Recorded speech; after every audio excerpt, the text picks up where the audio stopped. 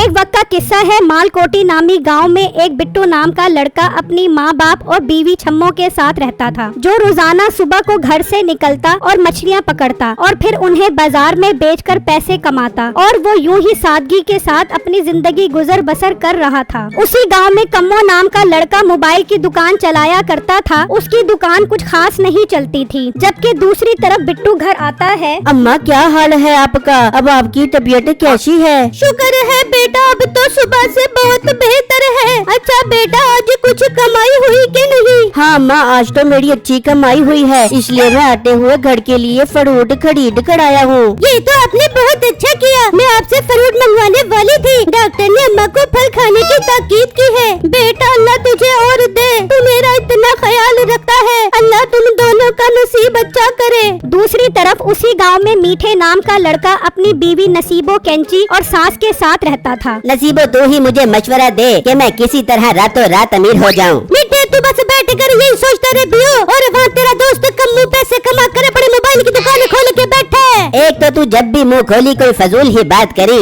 हाँ, तो तू भी कोई ढंग का काम क्यों नहीं शुरू कर देता? बिट्टू को देख, अपनी बीमार माँ के इलाज पर कितना पैसा खर्च करता है, और एक तू है, तुझे आराम करने से फुर्सत नहीं मिलती। नसीबो, अगर तूने जिद न की होती तो मैं तेरी शादी अच्छे घर में करती, जो कम से कम कमा कर तो लाता। बस अम्मा, गलती हो गई, मेरी अक्ल पर पत्थर पड़ गए थे। अगर मुझे थोड़ी सी भी अक्ल होती तो मैं इससे शादी कभी भी न करती। बस तुम दोनों माँ बेटी फिर से शुरू हो गई। एक तो तुम दोनों को पैसों के अलावा किसी और चीज का ख्याल ही नहीं आता। गुस्से में मीठा घर से निकल आता है और चलते चलते उसी लड़के की दुकान पर आता है जिसने मोबाइल की दुकान बनाई थी। आओ मीठे भाई, बताओ कैसी जिंदगी गुजर रही है तुम्हारी गांव में? ना पूछ मेरे भाई, यहाँ गांव में तो कुछ नहीं रखा। बाहर निकलो तो कमाने की टेंशन, और घर बैठो तो बीवी की चक चक बक बक शुरू हो जाती है। मीठे, तू मेरे साथ काम शुरू क्यों नहीं कर देता? मैं तुझे अच्छी तनख्वाह दूंगा, इस तरह तुझे अपनी बीवी के ताने भी नहीं सुनने पड़ेंगे। क्या ऐसा मुमकिन है? मगर मुझे काम क्या करना होगा? बस तू मेरे साथ मोबाइल बेचने में मेरी मदद कर, और मैं तुझे हर सेल पर कमीशन दूंगा। यूँ मीठा कम्मो नामी लड़के की दुकान पर काम करने के लिए रजामंद हो जाता है, और घर आकर अपनी बीवी को बताता है तो वो भी खुश हो जाती है कि चलो इस तरह फारिग बैठने की बजाय वो कुछ काम तो करेगा। मीठा सारे गांव वालों का ध्यान मोबाइल फोन की तरफ लगा देता है। चूँकि गांव में मोबाइल इतने आम नहीं होते, तो इसीलिए गांव वालों को इसे खरीदने का नया जोश चढ़ जाता है, और मर्द और औरतें अपनी सारी जमा पूंजी मोबाइल खरीदने और फिर इसमें नेट डलवाने पर खर्च कर देते हैं। और अब गांव वालों की हालत देखो तो कुछ यूँ थी कि हर मर्द औरत के हाथ में भी मोबाइल फोन होते हैं। कम्मो मेरे भाई, देख कैसे चालाकी के साथ मैंने तेरी सारी आमदनी बढ़ा दी है। हाँ मीठे, अब मुझे दुगना मुनाफा होता है पहले के मुकाबले। ये सब तेरी वजह से मुमकिन हो सका है। दूसरी तरफ गांव में बिट्टू जब इन गांव वालों का हाल देखता है तो उसे बहुत अफसोस होता है, और वो गांव वालों को समझाने की बहुत कोशिश करता है, मगर कोई भी गांव वाला उसकी बात पर कान नहीं धरता, और बिट्टू गुस्से में घर आ जाता है। बेगम, तुमने ये गांव वालों का हाल देखा? आज मैं मछली बेचने बाजार गया तो दुकानदार भी मोबाइल पर लगा हुआ था, और मैं बार बार उसको आवाजें दे रहा था। तब जाकर उसने मेरी बात सुनी, और तो और पैसे भी बगैर गिने मुझे दे दिए। बाजार का ही नहीं बिट्टू, ये तो हर घर का हाल है। मैं पड़ोस में अपनी सहेली को मिलने गई तो वो भी मोबाइल पर कोई ड्रामा देखने में मसरूफ थी। मुझे जरा भी लिफ्ट नहीं करवाई, तो मैं मायूस होकर वापस अम्मा के पास लौट आई। बेटा, आज कितनी कमाई हुई, कल मेरी दवाइयाँ खत्म होने वाली हैं, सोचा तुम्हें याद करवा दूं। अम्मा, मुझे याद था, लेकिन आपने अच्छा किया कि मुझे दोबारा याद करवा दिया। मैं कल वापसी पर जरूर ले आऊँगा। फिर अगला दिन होता है और बिट्टू काम पर जाने के लिए घर से निकलता है तो उसे रास्ते में मीठा मिलता है। बिट्टू मोटे, क्या हाल है तेरा? आजकल तो ज्यादा नजर नहीं आता, कहाँ होता है तू आजकल? मीठे भाई, मैं तो यही होता हूँ। रोजाना सुबह मछलियाँ पकड़ने जाता हूँ, और शाम को इन्हें बाजार में बेचने चला जाता हूँ, और वापसी पर सीधा घर जाता हूँ। कभी हम दोस्तों के साथ भी बैठ जाया कर। वैसे तेरे पास मोबाइल कौन से वाला है? मीठे भाई, मोबाइल तो मैंने कभी नहीं खरीदा, मुझे जरूरत ही महसूस नहीं हुई। मेरे भाई, तू तो बहुत ही अनोखा है। आजकल के दौर में तेरे पास मोबाइल नहीं, जबकि हर बच्चे के हाथ में मोबाइल है। ये फजूल है, मुझे इसकी जरूरत महसूस नहीं नहीं होती, इसलिए मैंने कभी नहीं खरीदा। मगर दोस्तों की बुरी सोबत असर दिखाती है। आहिस्ता आहिस्ता बिट्टू मीठा और उसके लोफर दोस्तों के साथ बैठने लगता है। वो रात को देर से घर आता और सुबह देर से उठता। काम पर भी उसका ज्यादा दिल न लगता और पैसे भी बहुत कम कमाता, और जो पैसे वो कमाता तो दोस्तों में उड़ा देता। कई हफ्ते गुजर गए और घर का खर्च भी मुश्किल से पूरा होने लगा। तो फिर बिट्टू के माँ बाप को फिक्र सताने लगी। तभी बिट्टू घर आता है। बिट्टू, अब आप काम पर ध्यान नहीं देते, इसी वजह से घर का खर्चा भी मुश्किल हो गया है। हाँ बिट्टू, छम्मो ठीक कह रही है। अम्मा तो मैं और क्या करूँ, जो कमाता हूँ लाकर आप ही को देता हूँ, और कहाँ से कमा कर लाऊं, मैं तो बहुत तंग आ गया हूँ। यूँ चंद दिन गुजर जाते हैं कि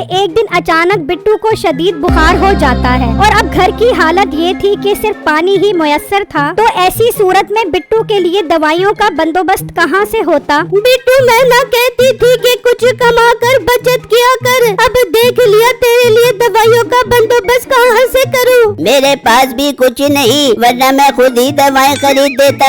इस सब के दौरान बिट्टू को अपने वो लोफर दोस्त शिद्दत से याद आने लगे। क्यों ना मैं अपने दोस्तों को फोन करके उनसे मदद मांगू, अब तो मेरे पास मोबाइल भी है। उसने अपने सब दोस्तों को बारी बारी फोन मिलाया, मगर जैसे ही उनको बिट्टू की बीमारी का पता चलता, वो ये सोचकर फोन बंद कर देते कि कहीं वो उधार ही ना मांग ले। दोस्त फोन नहीं उठाते, बिट्टू उदास हो जाता है। मगर छम्मो के दिल में बिट्टू के लिए रहम आता है और वो दवाई लेने के लिए गांव के डॉक्टर के पास जाती है। डॉक्टर साहब, मेरे शोहर की तबीयत बहुत खराब है, मुझे कोई दवा दे दे जिससे वो ठीक हो जाए। बहन, ऐसे तो मैं आपको दवाई लिखकर नहीं दे सकता, जब तक मुझे उसकी बीमारी का इल्म न हो जाए। मेरे शोहर को 2 दिन से बहुत बुखार है और इसी वजह से वो काम पर भी नहीं जा सकते। अगर आपको जहमत न हो तो मेरे साथ घर चलकर उन्हें देख ले। ये सही रहेगा, मैं उसकी बीमारी का भी पता लगा लूंगा और उसको दवाई भी लिख दूंगा। फिर वो घर की तरफ चल पड़ते हैं और छम्मो डॉक्टर साहब को बिट्टू के पास ले आती है। डॉक्टर उसका मुआयना शुरू कर देता है। इसको शदीद बुखार है और इसे कई दिनों के लिए आराम की जरूरत है। डॉक्टर साहब, हमारे पास तो दवा खरीदने के पैसे ही नहीं है, आप हमें उधार दवाई ले दे, मैं वादा करती हूँ जल्दी आपके पैसे लौटा दूंगी। डॉक्टर साहब भला आदमी होता है और उनकी दवाइयाँ खरीदने में मदद करता है। ये सब देखकर बिट्टू को शदीद अफसोस होता है। काश मैं अपने माँ बाप और बीवी की बात मान लेता तो आज इन्हें इतना शर्मिंदा न होना पड़ता।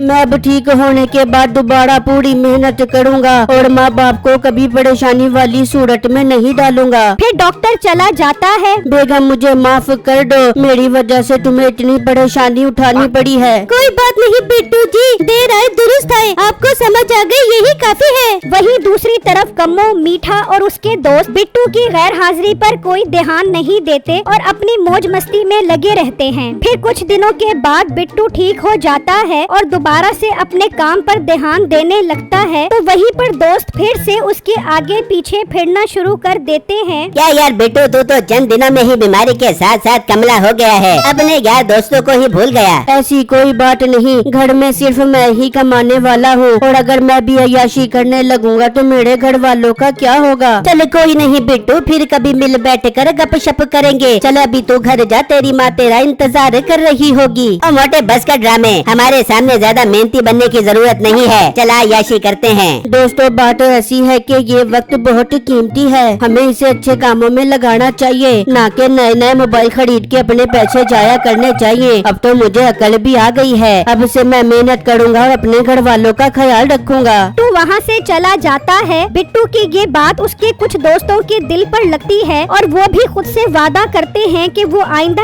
ऐसा कोई काम नहीं करेंगे और अपने वक्त और पैसे की भी बचत करेंगे। आहिस्ता आहिस्ता पूरे गांव वाले इस मोबाइल नामी बला और आफत से खुद को छुड़ाने में कामयाब हो जाते हैं और मीठे को जिस बात का डर था वही हुआ। इन दोनों की दुकान आहिस्ता आहिस्ता मांद पड़ने लगी। अब ये आलम था कि बैलेंस भी हफ्ते बाद ही कोई डलवाता। कम्मू ये सब देखकर बहुत नाउम्मीद हुआ और उसने मीठे को भी काम से निकाल दिया। मीठा काम से निकाले जाने पर बहुत पछताया और वापस आ गया और अपनी बीवी को सारी बात बताई। हाय मीठे, तू तो एक नंबर का मनुष्य है, तेरे पाँव उसकी दुकान पर पड़े तो उसका काम ही बंद करवा दिया तूने।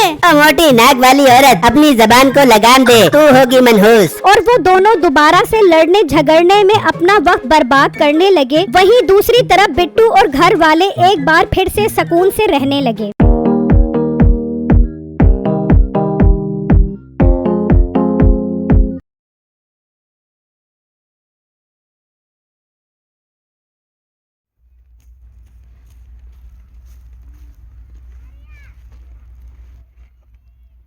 गंदा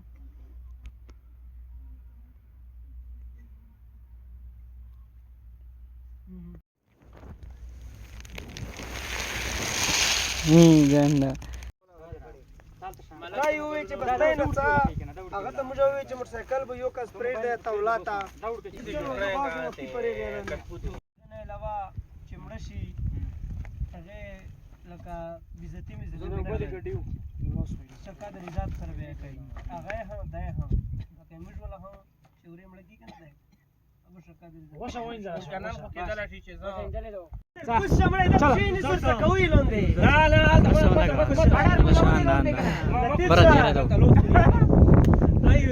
लतीफ सरते ना कुछ यार मुझ चाल अरे संगरो तो लोड़ा हेड लेसिंगा थोड़ा कोई देता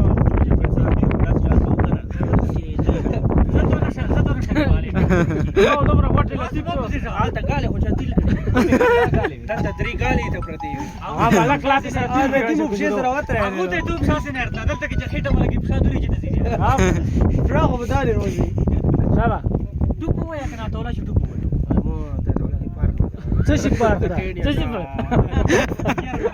دا منبر دا خېټه سي هشليږي نه نه مړه موږ نه شو کوزو دا ته سم ترنګ ولا سم کې راځي څنګه څنګه سلام عليكم سمره هوټه مړای نو وړا تر وخت مو ته لدی تو ته لتی به مولوس دوه وړونی سې چې ډېر کیلو چاول مو راونی سي چې فارسي دټي نو تولا اشاره دا تولا زور کوشي زور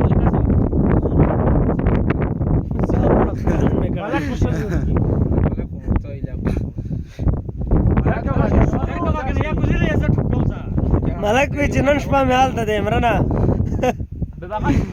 اگر گزیده شي دوست دوی لطیف ځکه نشه گزیده مو خلاص لطیف ته یو کس ورواکه ځای چې مو دوه وړل بلال په دروخه چې بلال راکه جاتا بلال هغه چې څوک چې دمره مسره لوس ولګي بلال ته څنګه وښه لګی ته ځکه نرسه چې لګاتار ویډیو جاری رہے فلاش ته منا نشته ویډیو بان کنه پلشونه لګوي کار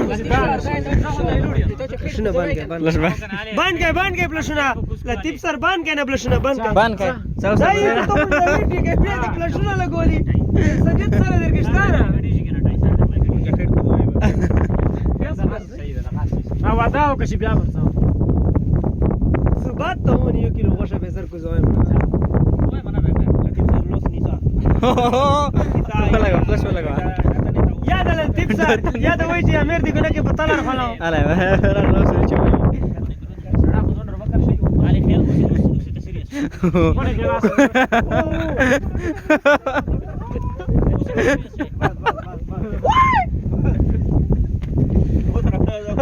الا رینجی الا ورجی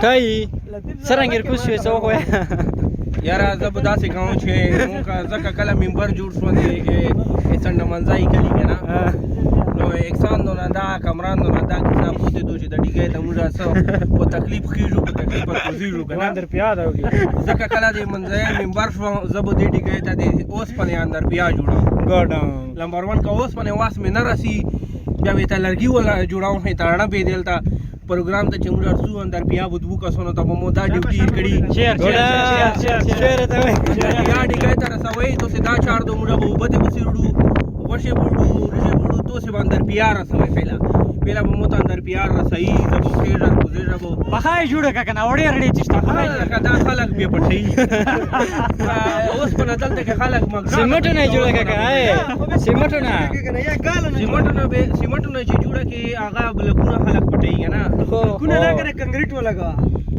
دلته دا لګي ولا سیدو چې زون سره وړو یا اوس باندې ولا چې ټوپلی دي سم لاره مړه چوړه بلګه تار څنګه چاته نه وړي هغه سعودیانه ور وړي الک ساله چوړه نرډه پروګرام ته تر بیا وړي یاره موږ نو کرے ور ساله بلګه دوی نر وړي دو چې ټوپلی جی غتا چې مټ تا کنه په مو جوړه ولا خو هغه ان شاء الله چې نیکست پروګرام ته موږ هغه اړو به تاسو وشه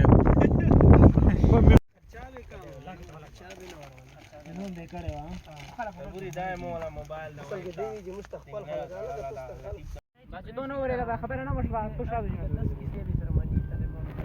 زه چشمه یو وڅه که سترګې دي زه خو پوس وخت د ورته ولا داسې چال شوه که نه چې دی لږ